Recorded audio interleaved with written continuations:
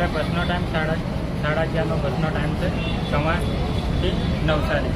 અમારે પોલીસની એક્ઝામ છે, એના માટે અમારે સુરત માટે જવાનું છે.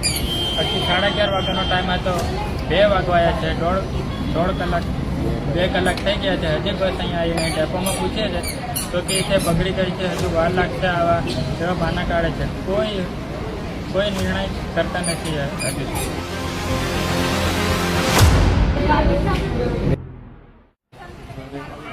મેં સવારે જ ફોન કર્યો એ ડેપો મેનેજરને અને મેં કીધું કે તમે આજે 2-3 બસો મૂકો, તો કે 9 થી 12 સુધીમાં 2-3 બસ નીકળી ગઈ હતી.